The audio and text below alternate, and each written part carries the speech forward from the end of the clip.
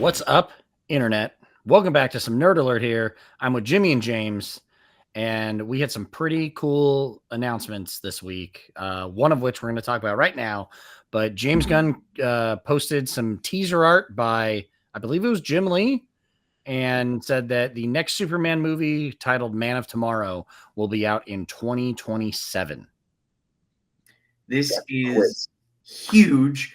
I mean, this Superman, all of you monkey bots online who are still complaining about it for some dumb reason, can shut the hell up because it was successful enough to get a sequel. And for all of you Snyder bots who have no human emotion or understanding of media literacy in the world, can stop crying. Because guess what? This movie got a sequel and yours didn't. So suck it. Not to say Man of Steel is bad. It's a good movie. It's just move on. I think the fact that they announced this so quickly and it seems to be fast tracked to 2027 shows that it was successful, it was popular, and it warrants, like I said, fast tracking a second Superman movie. I know with the amount of stuff that they had planned, like lanterns and clay faces being shot right now, I assume that this is going to kind of push things along a little bit quicker. And I think this might be the fastest we've had a superhero sequel in quite some time. Am I right? Wrong? I would say that I remember that makes sense because I remember Brandon and I were at Comic-Con whatever year. Man of Steel had just come out, and then all of a sudden they're talking about Batman versus Superman, and they had zero plans. We didn't know it at the time, but they had zero plans. So I think they just announced it. They just made that logo, and then nothing happened. Yeah. So I think, yes, this is the fastest that actually makes sense, and there are plans. Very much so. And I have a lot of good faith in Gunn because he proved himself with this, and now Peacemaker season 2, which I'm hearing is hilarious. And it's been great so far. It's great. It's going to be great regardless. But it's also the fact that he, instead of trying to do what Marvel does with a dead set plan, he's a lot more open to being flexible and adjusting it so that what he gets in is actual quality before they go to principles of photography, which I really appreciate that he's like, no, script's got to be good. Script's got to be finished if we're going to go forward with this. Yeah. I also like how he's willing, as well as, I don't want to leave Peter Safran out because they are whatever they're doing. But they're delving very much into the Elseworlds and allowing that to live on its own, like Matt Reeves, the Batman. But also I read that they are doing a dynamic duo with, I think it's animation. Jason and Dick both acting as Robin. Oh, exactly. And it's training. Once again, it's Elseworlds, and they're producing it, they're putting it on, all that stuff, but they're not dealing with multiple universes and stuff like that, like we have with Marvel. They're like, yeah, we want to focus on these characters in this scenario, but it has nothing to do with this thing over here, and I appreciate that. So that is serving as an Elseworld movie. That's what I read. What I read. That I'm into that. I'm into that idea because I think Brave and the Bold is still supposed to be Damian as Robin, so I don't know if they'll have a established Nightwing or Tim or Jason or what the issue will be with that. But that's where I like we've gotten with James Gunn, and it's hard to say Marvel because Marvel's been going on quite some time, but you could argue Fantastic Four falls into that, where we're not, here's your origin story. It's like, what? Just get us there. Yeah. So that if we have a Batman, not Matt Reeves Batman, but a James Gunn Batman version, where we have Nightwing's established. We're on the 5th or 4th, whatever, Robin, cool, and it just happens to be his son this time. Awesome. Cool, let's get to it. Let's just dive right in. Yeah, I agree. I know how Spider-Man got his powers. He's fucking Spider-Man. Yeah, I think at this point in time, we don't need origin stories for superhero movies. Like you can give us a quick synopsis. I even like the way they did it in Fantastic Four. It's all done in the intro. It's here's what you missed. Now you're caught up. We can get into it. We don't have to spend, 45 minutes establishing the spaceship crash or mugging or whatever caused this person to be this person. So with this sequel, first off, the teaser image is Lex in his power armor, which was solicited through some action figures this time around and didn't seem to make the cut. So I think we may get an actual battle ready Lex, which I'm kind of excited for. I feel like with the people he had, his team, you kind of saw a preview of what his stuff could be. But his is probably going to be way better because it's is not just putting it on people. And I'm really excited for the idea of what that's going to look like. And I also feel with Lanterns then coming out, you'll still have the Justice Gang, but you can kind of focus more on Superman's story with less introduction to a million other people, which not saying bad. We all enjoyed that movie, but I just think it'd be cool to kind of see more Superman versus Lex. I agree. I love the idea that we're carrying over the story of this rivalry between Kal-El and Lex Luthor, where Lex, what's the one thing he doesn't think he can stand up to Superman physically? Yeah. So what's he do? He goes and it's like, oh, great. You guys are, and I mean this not sarcastically, you guys are pulling stories from comic books that we have all loved. They're going to translate it theoretically into a good story. So it's a movie because you can't just do comic books directly into movies. And I'm excited to see something different. We have never seen, I'm not counting animation because DC is also made animation, but we've never seen a live action version of this Lex Luthor that they're teasing. And I cannot wait to see it because now what's really holding him back from being superior to Superman? Yeah. And I'm interested to see if they dip their toes into the storyline where Lex finds out he has cancer from, carrying around raw kryptonite in his pocket for God knows how long. Because I think that would be a very interesting story to tell with the power suit. That it's like, yeah, dude, you can beat the shit out of Superman, but it comes at the cost of your own life. So, well, I like how James Gunn set that up. And obviously, you can always say, "Oh, we found a new meteor that has it," but kryptonite is basically non-existent. And I like how he said that in the first movie. Now, obviously, there's ways to get around that, but I like how they just pointed that out. I was like, "No, it's gone, destroyed completely. Can't find it." Until you find Batman has a giant hiding place in the cave. That'd be a good bit that it's like either Batman has a giant fucking rock that Luthor steals like a little chip from, or Luthor was lying and he just hid a giant fucking rock himself and he's like, yeah, I just have a big thing of kryptonite. You said it. He would have lied. I lied. He would have put all his cards on the table. I don't think he would have held back. So I think that's why we're on now the Man of Tomorrow, where he might have a badass suit. I also feel that he's sitting there because the movie ends with him in jail. So it is going to involve him getting out of Belle Reve. But I do think he's sitting there on that ride going, I actually got my ass kicked by his dog. He didn't lay a hand on me and his dog fucked me up. Like I really need to power up here because. Okay. So I just had a brainstorm. Oh dear. What if we have Christopher Nolan's Batman meeting up with Lex Luthor's new suited Lex Luthor, and we have my mom's name was Martha because they're both worried about being attacked by dogs. How amazing would that be? Martha, what'd you say, Martha? They have to be thrilled because oh my god, yeah, that is yeah. Oh dear God, no. There you have it. We just spoiled the whole movie for you. Oh dear. Maybe we'll get James Gunn. Run with it, buddy. Maybe we'll get Lex Luthor for president in there too. I'm down with that. Honestly, I just finished rewatching Justice League and Justice League Unlimited because that's kind of the arc. Well, it's what the Justice League title is now in DC, so it made me nostalgic for those shows. And I can't tell you how great those shows are. I haven't watched them in a couple of years. Highly recommend rewatching Justice League and Justice League Unlimited. They go into the whole Lex with cancer thing, Brainiac, Darkseid. It's so well done. And I do think that James Gunn might be pulling from some of this. And it just while you brought all that up, you can actually watch those storylines if you rewatch the show. It's amazing. All right. Yeah. And then nice to have a megalomaniac run our country that was actually intelligent.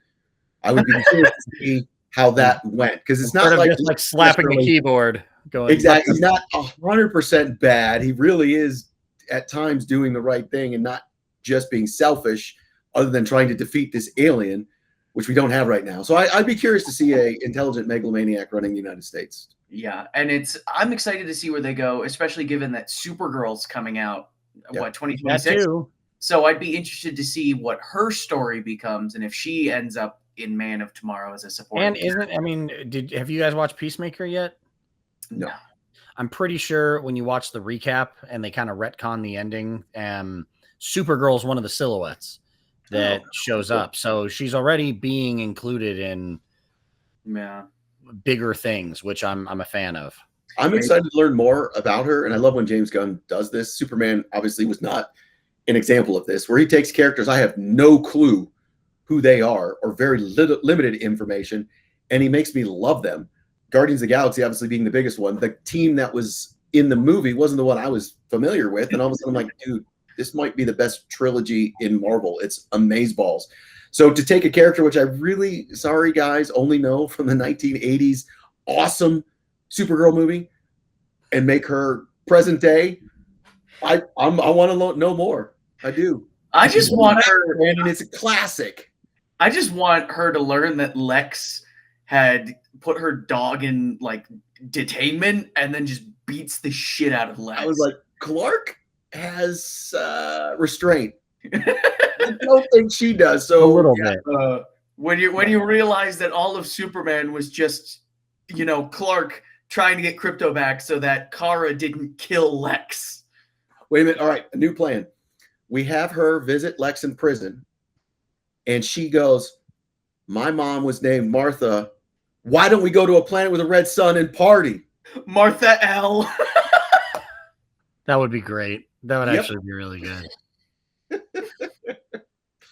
Thank you, Zack Snyder, for creating that and never letting us forget about it. That was my favorite part honestly, of Fantastic Four. When Dr. Doom showed up and he was like, Reed Richards, and Reed Richards was like, Doom, and Doom went, my mother's name was Martha, and Reed was like, my mother's name was Martha. So honestly, I think I can plan this for another week, but I'm gonna give you guys a deep dive on Supergirl because it is a very it is a super convoluted history. I bet. I mean, didn't she die in Crisis on Infinite Earths? She died on Crisis, and then there were other people that showed up as Supergirl past that, and then she was reintroduced when Jeff Loeb was writing Batman Superman, the comic book. But it was Kara Zor-El was reintroduced then. But even it's funny when I was rewatching before I did Justice League and Justice League Unlimited, I finished Superman, and I never realized that. And I don't know how I put this out of my brain, but when they find Supergirl in Superman the animated series, she's actually from a neighboring planet of Krypton and was stuck in suspended animation because of Krypton blowing up. So she's not actually related to him in that continuity. So there's a lot. I'll put a list together and we can go through the different timelines. That makes sense because it's been ages. Have you guys seen the 80s movie with Helen Slater? It has been quite some time. Okay. I vaguely remember, yes, they are related in that, but she was stuck in some portal or maybe even the Phantom Zone. I don't remember exactly where she was, but it was weird. It wasn't like, oh, she was on Krypton and it blew up. Yeah, I feel like a lot of her story is so convoluted because it just changes so much throughout comic book history. And it's not that that's a bad thing. I mean, she came back, she was brought back because, she actually had somewhere to go. And then we got the her run that James Gunn is basing the new movie off of, which is fantastic. But it does kind of suck that it's so convoluted with all of her storylines that it's like, well, what's this? What's that? She was killed off in Crisis. I remember it was like something with the publishing issue that they couldn't use her anymore. So that's why she was killed. Hold on. I bet they have it right here. Because of changing editorial policy at DC. She was killed off. And I remember vaguely remember. Okay, guys, it wasn't like yesterday, and I'm like, cool, this is exactly what happened. It was a while ago. But there were so many storylines going on that were killing the continuity that they basically had to find a reset. And this is before modern times where they could just reset and nobody cared. They were trying to figure out a way to keep it all continuity-wise while also fixing a whole bunch of plot lines and multiple planets and dimensions and whatever. And that's where, if I remember correctly, that's where Crisis on Infinite Earths came from. Which goes along with the editorial, I'm sure. New editor-in-chief was like, fuck this, we're not going to have all this shit going on. Well, yeah, I mean, that was the big event that kind of remolded DC into what we kind of grew up with as a standard. Yeah, because I mean, everybody existed together. Because originally JSA was from a different Earth, all that kind of stuff. There is some cool stuff that Mark Waid did one for Marvel, and he's doing one for DC right now. But the history of Marvel and the history of DC, which is kind of reestablishing just a better timeline. So if you do want to get a handle on that, I would suggest reading both of those because they are fun. yeah. I think I need to update my book because I got one in like the early 90s, obviously before Mark Waid was writing about this.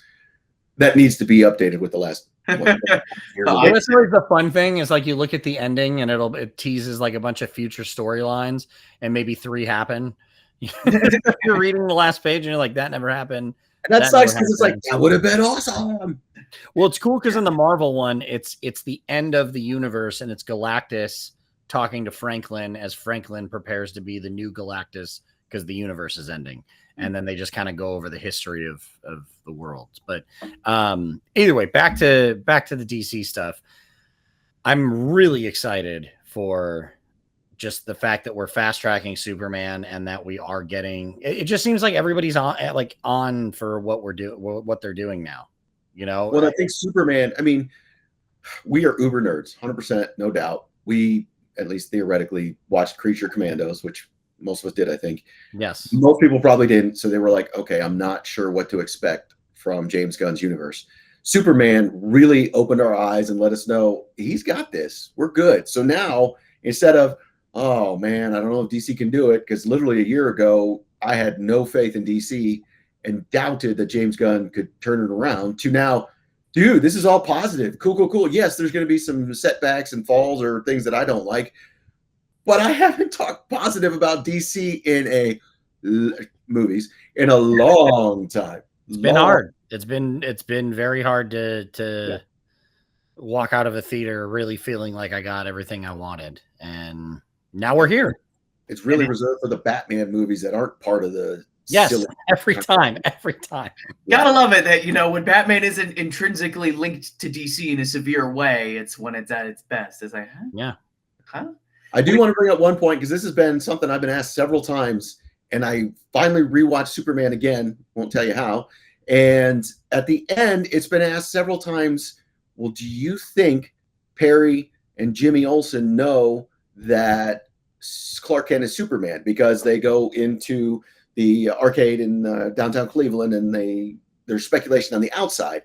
And when I rewatched it, I got the sense Perry has something like, how long have they been together? And it's not necessarily that they know Clark Kent is Superman. How long has Lois been dating Superman? That's the only thing is if they don't realize it's him, then they're like, Lois is cheating on Clark with Superman. Or like, who's going to tell him? Exactly. So it's like, what do you want to do?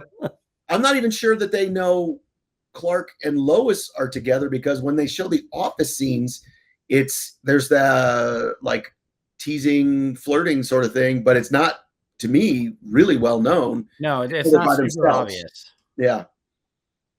Well, I mean, you're gonna have to figure something out. Triangle. And yeah. Well, don't they say they've only been together like 3 months at that point? So I mean, they could have just been like not telling anybody, but like if that's the case, that means when they do show up at the office, they're gonna be like, does he know? Should we tell him? Like, what are you gonna do if your Superman is hooking up with your girl? Well, to be fair though, their best investigative reporter is involved in the relationship, so she might be like, nah, I don't know what you're talking about. Let's not forget Jimmy Olsen's investigative power. He didn't do shit. He got photos from a girl that was hot and into him, and Lois was still the one that found the information. Jimmy was like, but he got the photo. He provided the information. It's only conjecture. It's only conjecture. Jimmy is the unsung hero of the entire film. Exactly. No. Angie is the unsung hero in a scenario. Jimmy Olsen's just a fool that somehow these hot chicks dig him, and he just forwards the information onto the intelligent people. It's because he's Jimmy Olsen and he kicks ass. Exactly. And it's hard to argue against the name Jimmy, so I'm really torn here. I honestly just like to think that Jimmy from Cleveland. I just like to think in that last scene that it's like you know, we see that obviously Clark is more than willing to give away his secret identity to other superheroes.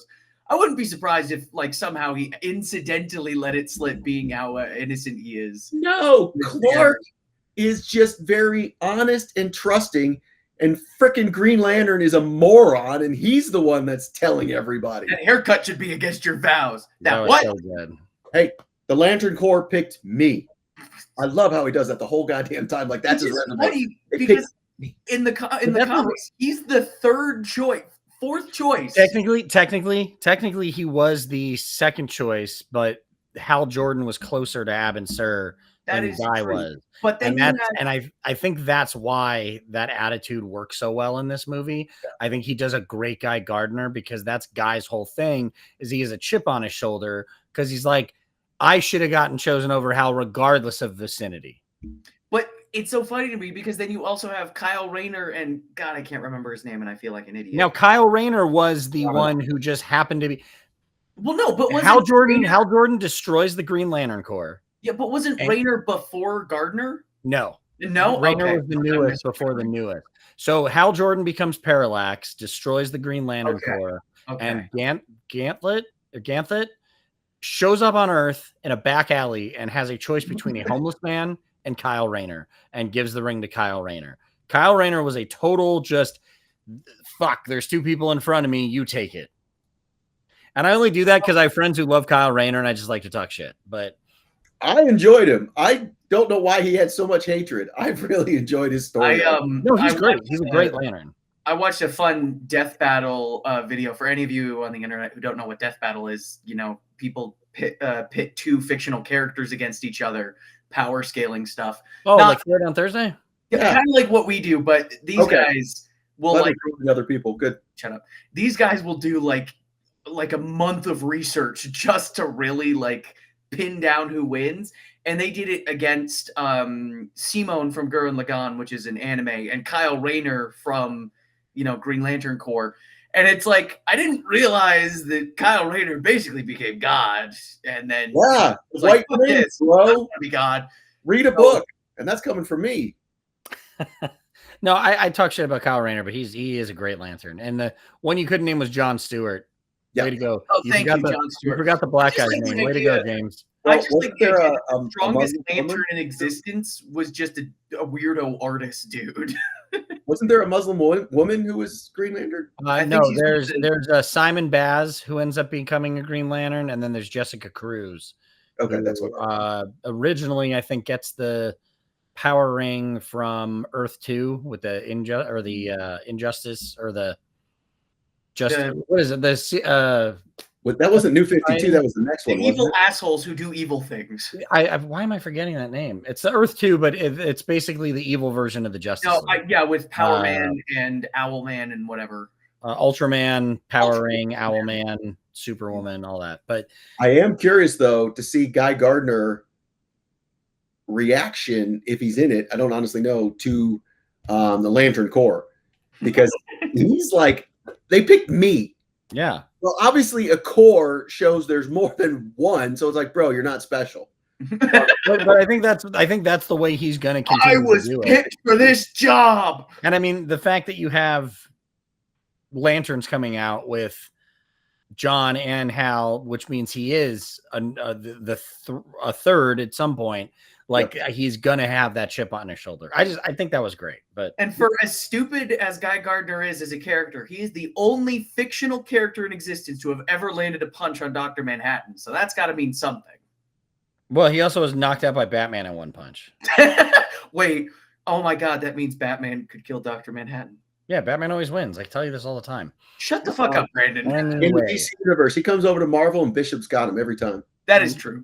That is true. Batman would be Bishop. You agreed to this once upon a time. Anyways. I don't know.